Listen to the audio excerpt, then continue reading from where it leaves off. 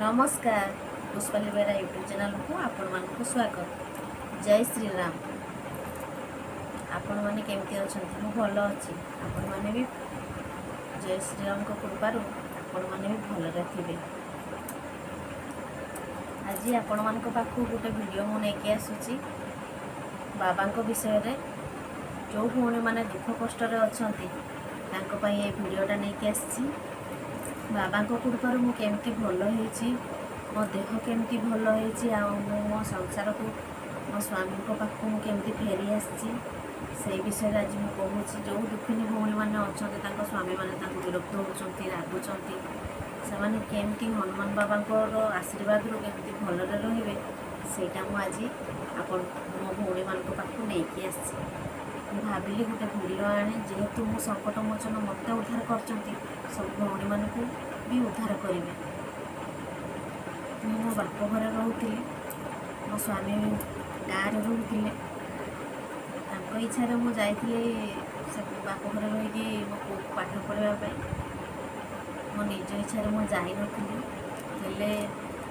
ठीक ठाक आमर सब चली किसी दिन गलापर तापर मो स्वामी जिते बड़े भी आम पाखक जाती टी विरक्त हमें मुझे ध्यान दिएनि कौन कौन ना मुझे बुझते भी चेष्टा कर तो सब मो बाप घर कम करी कम करके मो समय चली जाऊला मुझे जापार मो पुओ से पाठ पढ़ूला। तापर धीरे धीरे जिते समय बीती चलला से सब बड़े मत विरक्त है। मो कॉल उठेलेनी, मो सहित एत कथबार्ता भी कले, लास्ट मो नंबर भी ब्लॉक करदे। तापर मु भाविली कौन कर हठात एमती कौन हो गला। भलरे तो आम संसार चलता इच्छा मुझे आसती, मो इच्छा भी मुझे आसनी कौन एमती असुविधा होगला जे से मत एमती विरक्त होती। वीडियो मोबाइल वीडियो देखे जो भौणी मैंने वीडियो छाड़ती हनुमान बाबा कृपार केमती भल रे। जड़े माँ सारला माँ अच्छा वीडियो मु देखे बहुत देखे वीडियो। तापर वीडियो देखी देखी मो मन में भी आग्रह जाता जे मु प्रकृत ये कामटा कले बाबा मत प्रकृत मत रक्षा करेंगे तो मो स्वामी को मो पाख फेरे आने तो मुझे आज उपकृत होती भौणी मान पाख ये वीडियोटा नहीं आस। प्रथमे वीडियोटा को जिते मुझे देखुली मत से आग्रह होता जे मुझे बाबा को आशीर्वाद नेबी बोली, केमती बाबा मत संकट मोचन रक्षा करेंगे। तापर मु पूरा पूरी आइंष छाड़देली बाबा पाखरे एत मुझे माने प्रार्थना कली, एत हनुमान चालीसा एत पढ़ी बाबा मो डाक निहाती शुणिले। आपण मैंने भी मंदिर जातु, मंदिर नहले भी घरे सका हनुमान चालीसा पढ़ु गोटे 3 थर पढ़े, हनुमान चालीसा 3 थर पढ़े ना 5 थर पढ़े, संध्यारे भी 3 थर पढ़े ना 5 थर पढ़े।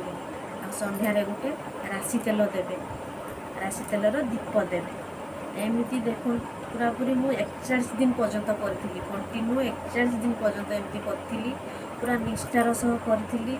आइंष कौन जिनस खाई नी, पियाज रसुण भी एत खाई नी, आइंष टोटाल छाड़ी देती।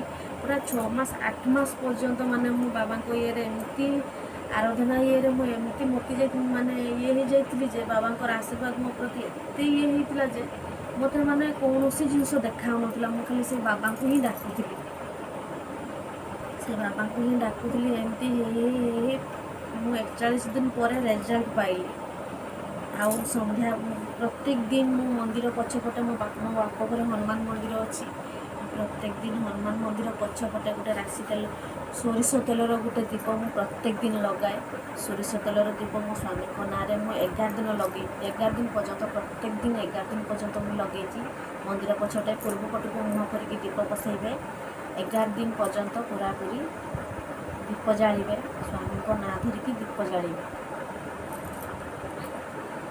तापर 41 दिन गलापर आ 11 दिन दीप जाड़ा पर आप विश्वास करेंगे निजे मो स्वामी मो पाख फोन कले, मो नंबर ब्लॉक कर देते, मो सहित कथबार्ता भी करूँ, निजे मो स्वामी मो पाख जा पहुँचले।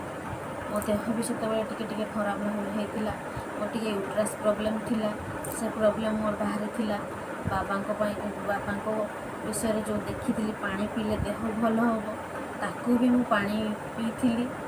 ଯାହାର ଦେହରେ ରୋଗ ଅଛି ଯେତେବେଳେ ବି ସେ ଗ୍ଲାସରେ ପାଣି ପିଇବେ ତାର ବି କିଛି ନିୟମ ଅଛି। ସେଟା ବି ମୁଁ ଆଉ ଗୋଟେ ଭିଡ଼ିଓ କରିକି ଆପଣଙ୍କୁ କହିବି। ସେଟା ଟିକେ ବଡ଼ ହେଇଯାଉଛି, ବହୁତ ସମୟ ଲାଗିବ ମୋତେ କହିବା ପାଇଁ। ଭଉଣୀମାନେ ଏମିତି ସବୁ କରନ୍ତୁ। ଦେଖନ୍ତୁ ବାବାଙ୍କୁ ସବୁବେଳେ ଆରାଧନା କରନ୍ତୁ। ଦେଖନ୍ତୁ ଯେତେବେଳେ ବି ଯେତେ ଦୁଃଖ ଆସୁ ହନୁମାନ ଚାଳିଶା ପଢ଼ନ୍ତୁ। ମୁଁ ଆଜି ପର୍ଯ୍ୟନ୍ତ ହନୁମାନ ଚାଳିଶା ପଢ଼ୁଛି। ବାବାଙ୍କ ଚମତ୍କାରରେ ମୁଁ ଆଜି ପର୍ଯ୍ୟନ୍ତ ମାନେ ମୋ ଦେହ ବି ଭଲ ଅଛି, ମୁଁ ବି ଭଲ ଅଛି। ମୋ ସ୍ୱାମୀ ମୋ ପାଖକୁ ଫେରି ଆସିଛନ୍ତି, ମୋତେ ମୋ ଗାଁକୁ ବି ମୋତେ ନେଇ ଆସିଛନ୍ତି। ସେ ନିଜେ କହିଲେ ମୋତେ ଗାଁକୁ ନେଇ ପଳେଇ ଆସିବା ପାଇଁ।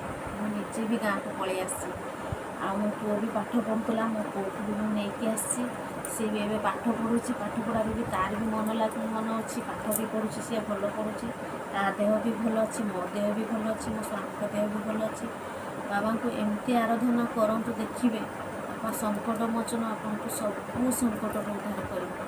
ଭଉଣୀମାନେ ନିଷ୍ଠାର ସହ ନିଷ୍ଠା ଆପଣଙ୍କୁ ସବୁକିଛି ନିଷ୍ଠା କରିବା ପାଇଁ ପଡ଼ିବ। ଆପଣ ଏକା ଶୋଇବେ, ପିଆଜ ରସୁଣ ବି ଖାଇବେନି ଏତେ। କିଏ ଯଦି ପିଆଜ ରସୁଣ ଛାଡ଼ି ପାରିବେନି, ଖାଇଲେ ବି କିଛି ଅସୁବିଧା ନାହିଁ। ଆଇଁଷ ଟୋଟାଲ୍ ଛାଡ଼ିଦେବେ। ହନୁମାନ ଚାଳିଶା ସକାଳୁ 5 ଥର ପଢ଼ିବେ, ସନ୍ଧ୍ୟାରେ ବି 5 ଥର ପଢ଼ିବେ। ଆଉ ସନ୍ଧ୍ୟାରେ ଯେତେବେଳେ ବି ପଢ଼ିବେ ସେତେବେଳେ ଗୋଟେ ରାଶି ତେଲର ଦୀପ ଦେବେ। ରାଶି ତେଲର ଦୀପ ଦେଇକିରି ବାବାଙ୍କୁ ଜଣେଇବେ, ବାବାଙ୍କୁ ସବୁ ଦୁଃଖ ଜଣେଇବେ ଯେ ବାବା ମୁଁ ସବୁ ଦୁଃଖ ଆପଣଙ୍କୁ ପାଖରେ ଛାଡ଼ି ଦେଉଛି, ଆପଣ ମୋର ସବୁ ଦୁଃଖ ନେଇଯାଆନ୍ତୁ। ବାପାଙ୍କୁ ସବୁ ଦୁଃଖ ଜଣେଇବେ, ଦେଖିବେ ବାପା ଆପଣଙ୍କ ଦୁଃଖ ସବୁ ନେଇଯିବେ। ଆଉ ଆପଣଙ୍କ ସ୍ୱାମୀ ଆପଣଙ୍କ କଥା ଶୁଣୁନି, ଆପଣଙ୍କ ସ୍ୱାମୀ ସ୍ତ୍ରୀ ଭିତରେ କିଏ ତୃତୀୟ ଲୋକ ଆସିଛି, ସେ କିଛି ବି କରିପାରିବନି। ତା ଶକ୍ତି ପାଖରେ, ତା ମୋହନୀ ପାଖରେ କି ଗୁଣିଆ କରିକି ବି ଯଦି ଆପଣଙ୍କ ସ୍ୱାମୀକି ଛଡ଼େଇବ, ସେ କିଛି ବି କରିପାରିବନି। ବାବାଙ୍କର ଶକ୍ତି ଏତେ। ଆପଣ ଥରେ ହନୁମାନ ଚାଳିଶା ପଢ଼ିକି ଦେଖନ୍ତୁ ଭଉଣୀମାନେ, ଦେଖିବେ ବାବା ଆପଣଙ୍କ ସ୍ୱାମୀକୁ ଆପେ ଆପେ ଆପଣଙ୍କ ପାଖକୁ ପଳେଇବ। ତୃତୀୟ ଲୋକର କିଛି ବି ଏଠି କାମ ହେବନି। ମୁଁ ନିଜେ ଅଙ୍ଗେ ଲିଭେଇଛି, ଆଜି ମୁଁ ସେଇଟା ଆପଣଙ୍କ ପାଖକୁ ନେଇକି ଆସିଛି।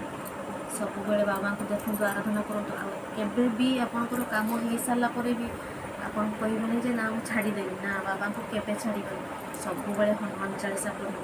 ସବୁବେଳେ ମନ ଭିତରେ ଯେତେବେଳେ ବି ହନୁମାନ ଚାଳିଶା ପଢ଼ିବ, ସବୁବେଳେ ଶାନ୍ତି ମନରେ ହନୁମାନ ଚାଳିଶା ପଢ଼ିବ। ଦେଖିବେ ହନୁମାନ ଚାଳିଶା ପଢ଼ିଲେ ଆପଣଙ୍କ ମନଟା କେତେ ଶାନ୍ତି ହେଇଯିବ, କେତେ ହାଲକା ହେଇଯିବ। ମୁଁ ସବୁବେଳେ ମନ୍ଦିରରେ ବସିଥାଏ, ସବୁବେଳେ ଦୁଃଖ କରୁଥାଏ ମନକୁ। ଯେତେବେଳେ ଧୀରେ ଧୀରେ ମୁଁ ହନୁମାନ ଚାଳିଶା ପଢ଼ିବାକୁ ଲାଗିଲି ନା, ମୋ ମନ ପୁରା ହାଲକା ହେଇଗଲା। ମୁଁ ବାବାଙ୍କ ପାଖରେ ସବୁ ଛାଡ଼ିଦେଲି। ଆଉ ସବୁବେଳେ ବାଘେଶ୍ୱର ବାଲାଜୀଙ୍କୁ ଡାକିବେ, ବାଘେଶ୍ୱର ବାଲାଜୀ କି ଯାଏ, ବାଘେଶ୍ୱର ବାଲାଜୀ କି ଯାଏ। ହନୁମାନ ଚାଳିଶା ପଢ଼ି ସାରିଲା ପରେ ବାଘେଶ୍ୱର ବାଲାଜୀ କି ଯାଏ, ବାଘେଶ୍ୱର ବାଲାଜୀ କି ଯାଏ 3 ଥର କହିବେ, ନହେଲେ 5 ଥର କହିବେ। ଆଉ ସବୁବେଳେ ଓମ୍ ବାଘେଶ୍ୱରାୟ ନମ, ଓମ୍ ବାଘେଶ୍ୱରାୟ ନମ, ଏଟାକୁ ନିହାତି 5 ଥର କହିବେ। ହନୁମାନ ଚାଳିଶା ପଢ଼ି ସାରିଲା ପରେ 5 ଥର ନିହାତି କହିବେ। ବହୁତ କିଛି ନିୟମ ଅଛି, କିନ୍ତୁ ନିୟମଟାକୁ ମାନିଲେ ସବୁ କିଛି ହେବ। ଦେଖନ୍ତୁ ବାବା ସଙ୍କଟ ମୋଚନ ଆପଣଙ୍କୁ ସବୁ ଦୁଃଖରୁ ଦୂର କରିବେ। ଆଜି ଭଲ ହେଇଛି ବୋଲି ମୁଁ ସେଥିପାଇଁ ଭିଡ଼ିଓ ଆଣିଲି। ମୋ ଭଉଣୀମାନେ ଯେଉଁମାନେ ବି ଦୁଃଖରେ ଅଛନ୍ତି, ଏ ଭିଡ଼ିଓଟାକୁ ନିହାତି ଦେଖନ୍ତୁ ଆଉ ସମସ୍ତଙ୍କୁ ସେୟାର କରନ୍ତୁ। ଆଉ ମୋ ଚ୍ୟାନେଲରେ ଯେଉଁ ଭଉଣୀମାନେ ନୂଆ ଅଛନ୍ତି, ସବସ୍କ୍ରାଇବ୍ କରିନେବ, ବେଲ୍ ଆଇକନ୍କୁ ବଜାଇ ଦେବ। ଦେଖିବ ହନୁମାନ ବାବା ଆପଣଙ୍କୁ କେତେ ଇଏ କରିବେ।